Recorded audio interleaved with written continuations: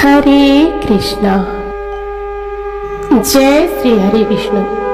शुभ लाभ, समृद्धि और सुख शांति की कामना के लिए हम आपके लिए लाए हैं श्री सत्यनारायण भगवान की पावन व्रत कथा।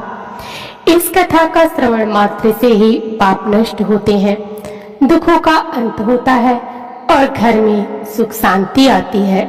आइए श्रद्धा और भक्ति भाव से सुनते हैं यह दिव्य कथा, श्री सत्यनारायण व्रत कथा। शास्त्रों में बताया गया है कि सत्यनारायण व्रत कथा का पाठ करने से व्यक्ति को 1000 यज्ञ करने के बराबर पुण्य फल की प्राप्ति होती है। सत्यनारायण भगवान व्रत कथा में भगवान विष्णु के सत्य स्वरूप के बारे में बताया गया है। इस व्रत का पाठ करने से घर में सुख समृद्धि का वास होता है और भगवान विष्णु की कृपा बनी रहती है। एक समय की बात है, नैमिषारण्य तीर्थ में शौनकादिक 88,000 ऋषियों ने श्री सुत जी से पूछा, हे प्रभु, इस कलयुग में वेद विद्या रहित मनुष्यों को प्रभु भक्ति किस प्रकार मिल सकती है तथा उनका उद्धार कैसे होगा। हे मुनि श्रेष्ठ, कोई ऐसा तप बताइए जिसमें थोड़े समय में ही पुण्य मिले और मनवांछित फल भी मिल जाए। इस प्रकार की कथा सुनने की हम इच्छा रखते हैं। सर्वशास्त्रों के ज्ञाता सूत जी बोले, हे वैष्णव में पूज्य, आप सभी ने प्राणियों के हित की बात पूछी है, इसलिए मैं एक ऐसे श्रेष्ठ व्रत को आप लोगों को बताऊंगा जिसे नारद जी ने लक्ष्मी नारायण जी से पूछा था और लक्ष्मीपति ने मुनि श्रेष्ठ नारद जी से कहा था। आप सब इसे ध्यान से सुनिए। एक समय की बात है, योगीराज नारद जी दूसरों की हित की इच्छा के लिए अनेकों लोकों में घूमते हुए मृत्युलोक में आ पहुंचे। यहाँ उन्होंने अनेक योनियों में जन्मे प्रायः सभी मनुष्यों को अपने कर्मों द्वारा अनेकों दुखों से पीड़ित देखा। उनका दुख देख नारद जी सोचने लगे कि कैसा यत्न किया जाए जिससे करने से निश्चित रूप से मानव के दुखों का अंत हो जाए। इसी विचार पर मनन करते हुए वह विष्णु लोक में गए। वहां वह देवों के देव ईश नारायण की स्तुति करने लगे, जिनके हाथों में शंख चक्र गदा और पद्म थे, गले में वरमाला पहने हुए थे। स्तुति करते हुए नारद जी बोले, हे भगवान, आप अत्यंत शक्ति से संपन्न हैं, मन तथा वाणी को भी नहीं पा सकती। आपका आदि मध्य तथा अंत नहीं है। निर्गुण स्वरूप सृष्टि के कारण भक्तों के दुख को दूर करने वाले हैं। आपको मेरा नमस्कार है। नारद जी की स्तुति सुन विष्णु भगवान बोले, हे मुनि श्रेष्ठ, आपके मन में क्या बात है, आप किस काम के लिए पधारे हैं, उसे निसंकोच कहो। इस पर नारद मुनि बोले कि मृत्यु लोक में अनेक योनियों में जन्मे मनुष्य अपने कर्मों के द्वारा अनेक दुख से दुखी हो रहे हैं। हे नाथ, आप मुझ पर दया रखते हैं तो बताइए कि वो मनुष्य थोड़े प्रयास से ही अपने दुखों से कैसे छुटकारा पा सकते हैं। श्री हरि बोले, हे नारद, मनुष्यों की भलाई के लिए तुमने बहुत अच्छी बात पूछी है, जिसके करने से मनुष्य मोह से छूट जाता है। वह बात मैं कहता हूँ, उसे सुनो। स्वर्गलोक व मृत्युलोक दोनों में एक दुर्लभ उत्तम व्रत है जो पुण्य देने वाला है। आज प्रेमवश होकर मैं उसे तुमसे कहता हूँ। श्री सत्यनारायण भगवान का यह व्रत अच्छी तरह से विधान पूर्वक करके मनुष्य तुरंत ही यहाँ सुख भोग कर मरने पर मोक्ष पाता है। श्री हरि के वचन सुन नारद जी बोले कि उस व्रत का फल क्या है और उसका विधान क्या है, यह व्रत किसने किया था, इस व्रत को किस दिन करना चाहिए, सभी कुछ विस्तार से बताएं। नारद की बात सुनकर श्री हरि बोले, दुख व शोक को दूर करने वाला यह सभी स्थानों पर विजय दिलाने वाला है। मानव को भक्ति व श्रद्धा के साथ शाम को श्री सत्यनारायण की पूजा धर्मपरायण होकर ब्राह्मणों व बंधुओं के साथ करनी चाहिए। भक्ति भाव से ही नैवेद्य केले का फल, घी, दूध और गेहूं का आटा सवाया लें। गेहूं के स्थान पर साठी का आटा, शक्कर तथा गुड़ लेकर वह सभी भक्षण योग्य पदार्थों को मिलाकर भगवान का भोग लगाएं। ब्राह्मणों सहित बंधु बांधवों को भी भोजन कराएं। उसके साथ स्वयं भोजन करें। भजन कीर्तन के साथ भगवान की भक्ति में लीन हो जाएं। इस तरह से सत्यनारायण भगवान का यह व्रत करने पर मनुष्य की सारी इच्छाएं निश्चित रूप से पूरी होती हैं। इस कली काल अर्थात कलयुग में मृत्यु लोक में मोक्ष का यही एक सरल उपाय बताया गया है। श्री सत्यनारायण व्रत कथा का पहला अध्याय संपूर्ण। तो बोलिए श्री सत्यनारायण भगवान की जय। श्री सत्यनारायण व्रत कथा का दूसरा अध्याय। सूत जी बोले, हे ऋषियों, जिसने पहले समय में इस व्रत को किया था उसका इतिहास कहता हूँ, ध्यान से सुनो। सुंदर काशीपुरी नगरी में एक अत्यंत निर्धन ब्राह्मण रहता था। भूख प्यास से परेशान वह धरती पर घूमता रहता था। ब्राह्मणों से प्रेम करने वाले भगवान ने एक दिन ब्राह्मण का वेश धारण कर उसके पास जाकर पूछा, हे विप्र, नित्य दुखी होकर तुम पृथ्वी पर क्यों घूमते हो? दीन ब्राह्मण बोला, मैं निर्धन ब्राह्मण हूँ, भिक्षा के लिए धरती पर घूमता हूँ। हे भगवान, यदि आप इसका कोई उपाय जानते हो तो बताइए। वृद्ध ब्राह्मण कहता है कि सत्यनारायण भगवान मनोवांछित फल देने वाले हैं, इसलिए तुम उनका पूजन करो। इसे करने से मनुष्य सभी दुखों से मुक्त हो जाता है। वृद्ध ब्राह्मण बनकर आए सत्यनारायण भगवान उस निर्धन ब्राह्मण को व्रत का सारा विधान बताकर अंतर्ध्यान हो गए। ब्राह्मण मन ही मन सोचने लगा कि जिस व्रत को वृद्ध ब्राह्मण करने को कह गया है, मैं उसे जरूर करूंगा। यह निश्चय ही करने के बाद उसे रात में नींद नहीं आई। वह सवेरे उठकर सत्यनारायण भगवान के व्रत का निश्चय कर भिक्षा के लिए चला गया। उस दिन निर्धन ब्राह्मण को भिक्षा से बहुत धन मिला, जिससे उसने बंधु बांधवों के साथ मिलकर श्री सत्यनारायण भगवान का व्रत संपन्न किया। भगवान सत्यनारायण का व्रत संपन्न करने के बाद वह निर्धन ब्राह्मण सभी दुखों से छूट गया और अनेक प्रकार की संपत्तियों से युक्त हो गया। उसी समय से यह ब्राह्मण हर माह इस व्रत को करने लगा। इस तरह से सत्यनारायण भगवान के व्रत को जो मनुष्य करेगा वह सभी प्रकार के पापों से छूटकर मोक्ष को प्राप्त होगा। जो मनुष्य इस व्रत को करेगा वह सभी दुखों से मुक्त हो जाएगा। सूत जी बोले कि इस तरह से नारद जी से नारायण जी का कहा हुआ श्री सत्यनारायण व्रत को मैंने तुमसे कहा। हे विप्रो, मैं अब और क्या कहूँ? ऋषि बोले, हे मुनिवर, संसार में उस विप्र से सुनकर और किस किस से इस व्रत को किया, हम सब इस बात को सुनना चाहते हैं। इसके लिए हमारे मन में श्रद्धा का भाव है। सूत जी बोले, हे मुनियों, जिसने इस व्रत को किया है वे सब सुनो। एक समय वही विप्र धन का ऐश्वर्य के अनुसार अपने बंधु बांधवों के साथ इस व्रत को करने के लिए तैयार हुआ। उसी समय एक लकड़ी बेचने वाला बूढ़ा आदमी आया और लकड़ियां बाहर रखकर अंदर ब्राह्मण के घर में गया। प्यास से दुखी वह लकड़हारा उनको व्रत करते देख विप्र को नमस्कार कर पूछने लगा कि आप यह क्या कर रहे हैं? तो उन्होंने बताया कि व्रत कर रहा हूँ तथा इसे करने से क्या फल मिलेगा, कृपया मुझे भी बताएं। ब्राह्मण ने कहा कि सब मनोकामनाओं को पूरा करने वाला यह सत्यनारायण भगवान का व्रत है। इनकी कृपा से ही मेरे घर में धन धान आदि की वृद्धि हुई है। विप्र से सत्यनारायण व्रत या के बारे में जानकर लकड़हारा बहुत प्रसन्न हुआ। चरणामृत लेकर वह प्रसाद खाने के बाद वह अपने घर गया। लकड़हारे ने अपने मन में संकल्प लिया कि आज लकड़ी बेचने से जो धन मिलेगा उसी से सत्यनारायण भगवान का उत्तम व्रत करूंगा। मन में इस विचार को ले बूढ़ा आदमी सिर पर लकड़ियां रखकर उसी नगर में बेचने गया जहां धनी लोग ज्यादा रहते थे। उस नगर में उसे अपनी लकड़ियों का दाम पहले से 4 गुना अधिक मिलता है।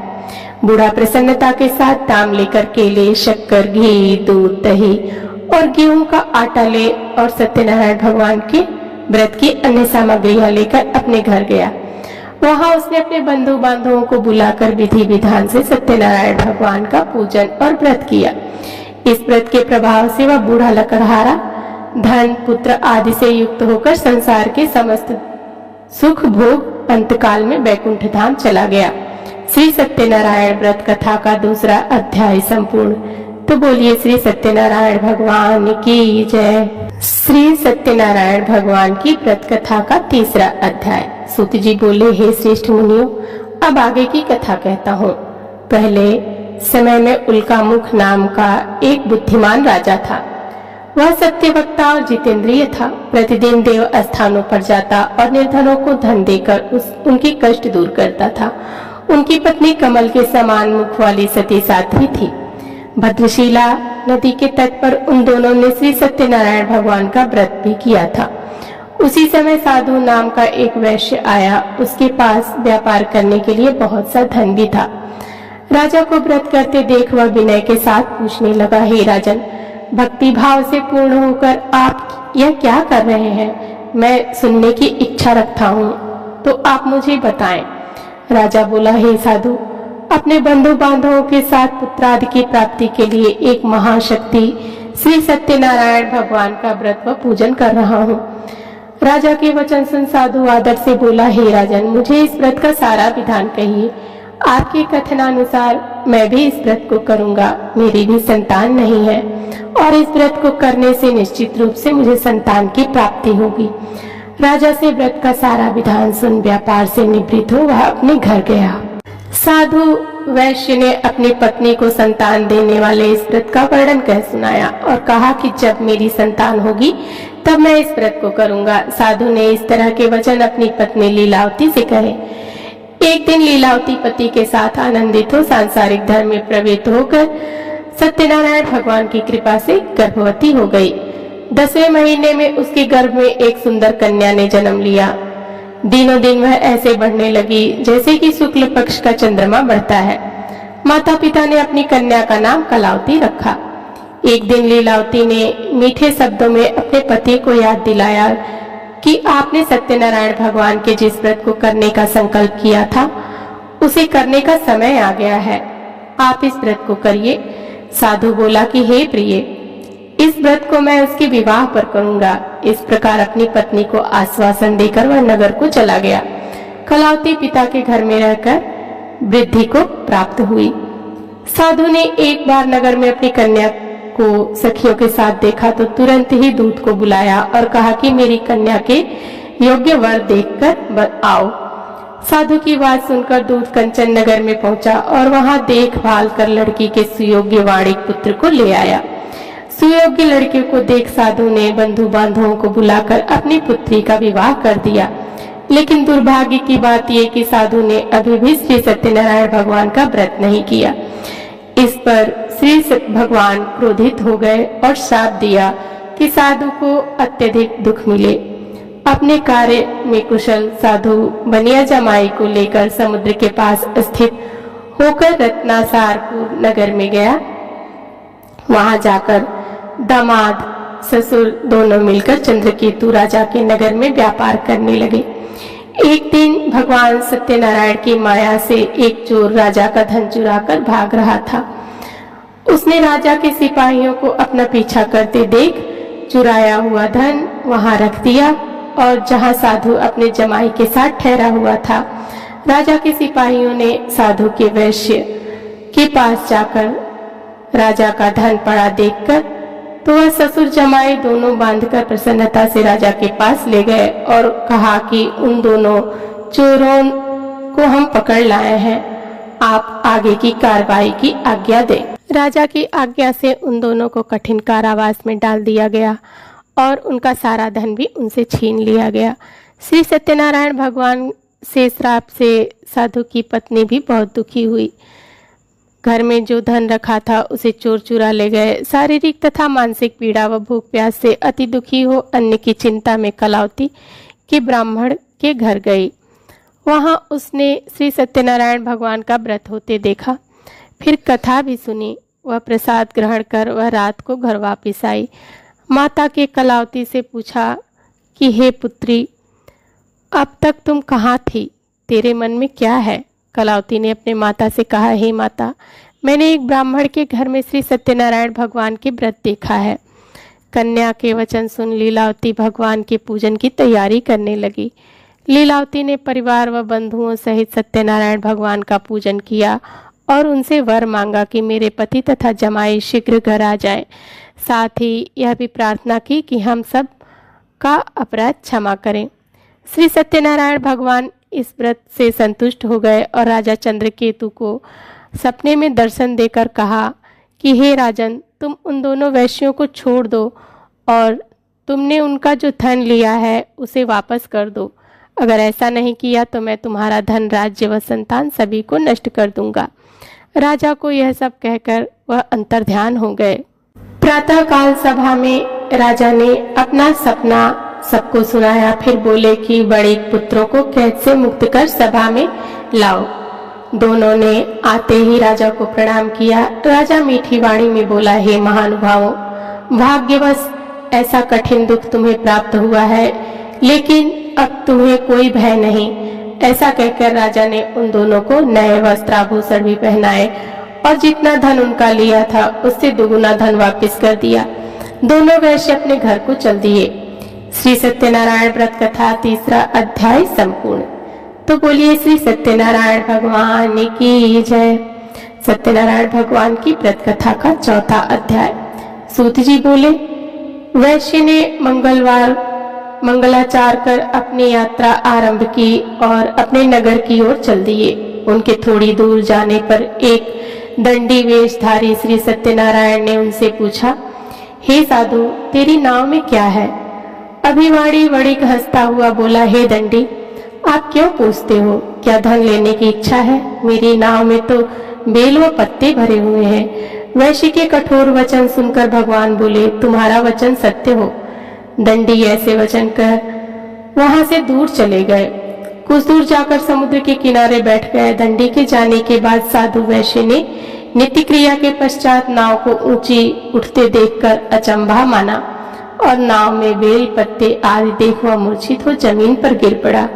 मूर्छा खुलने पर वह अत्यंत शोक में डूब गया। तब उसका दामाद बोला कि आप शोक न मनाएं, यह दंडी का शाप है, इसलिए हमें उनकी शरण में जाना चाहिए, तभी हमारी मनोकामना पूरी होगी। दामाद की बात सुनकर वह दंडी के पास पहुंचा और अत्यंत भक्ति भाव नमस्कार करके बोला, मैंने आपसे जो असत्य वचन कहे थे उनके लिए मुझे क्षमा दे। ऐसा कहकर महान शोकातुर हो रोने लगा। तब दंडी भगवान बोले, हे वणिक पुत्र, मेरी आज्ञा से बार बार तुम्हें दुख प्राप्त हुआ है।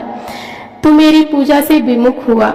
साधु बोला, हे भगवान, आपकी माया से ब्रह्मा आदि देवता भी आपके रूप को नहीं जानते, तब मैं अज्ञानी कैसे जान सकता हूँ?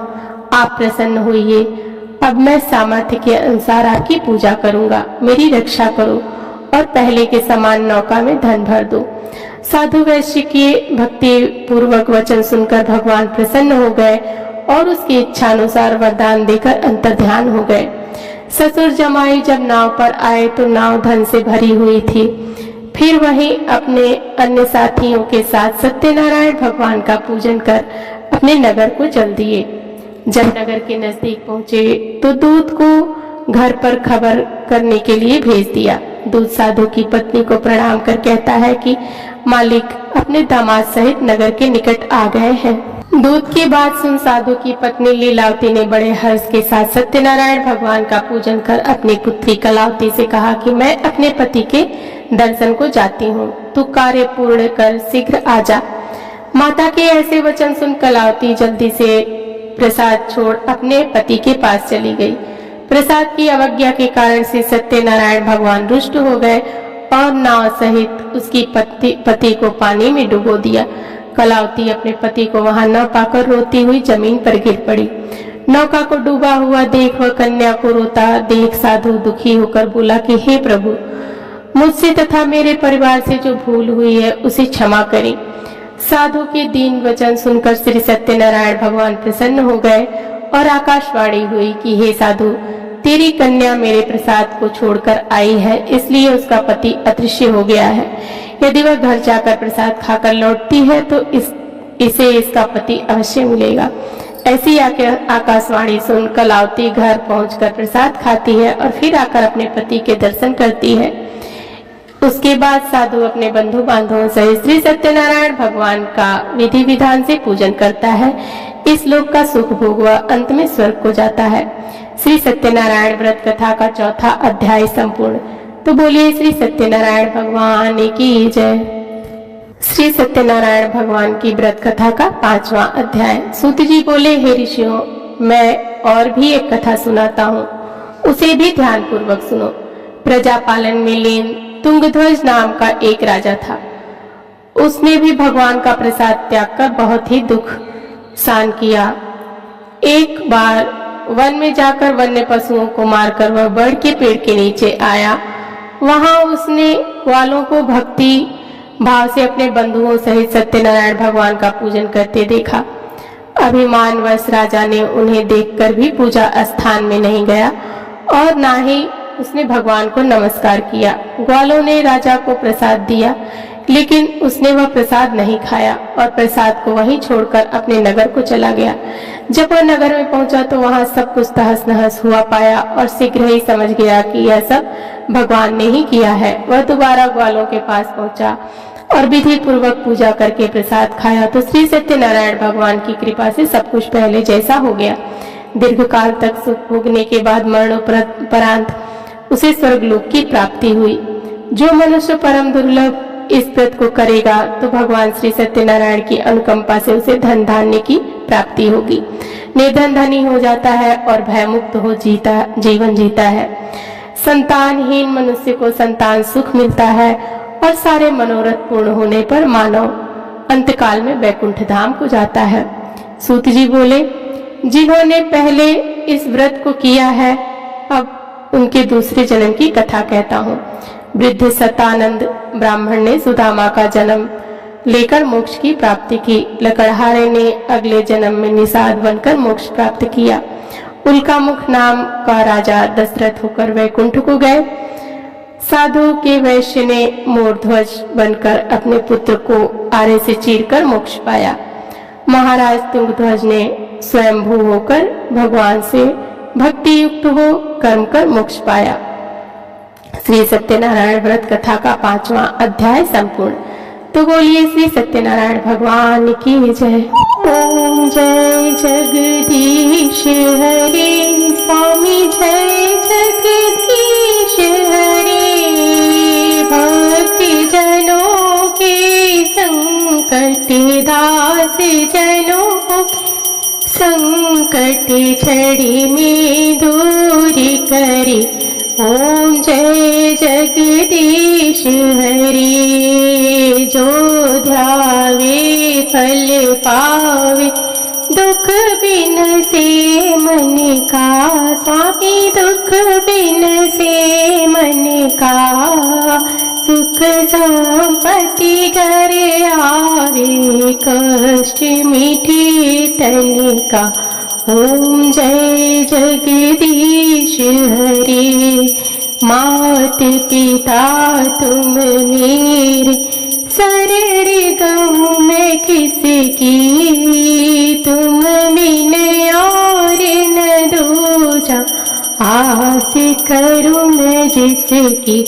ओम जय जगदीश हरे। तुम पूर्ण परमात्मा, तुम अंतर्यामी, पार ब्रह्म परमेश्वर, तुम सबके स्वामी।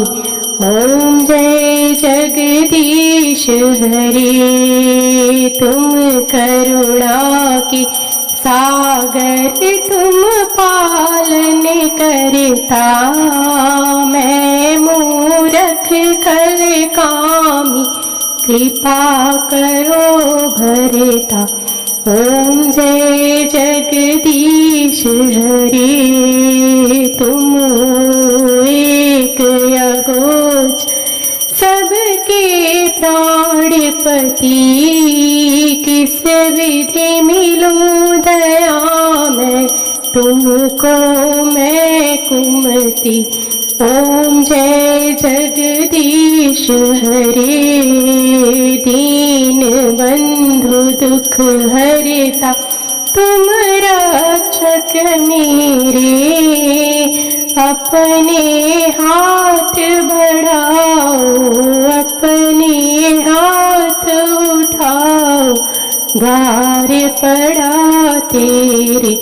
ओम जय जगदीश हरे, विषय विकार मिटाओ, पाप हरो देवा, श्रद्धा भक्ति बढ़ाओ, संतन की सेवा।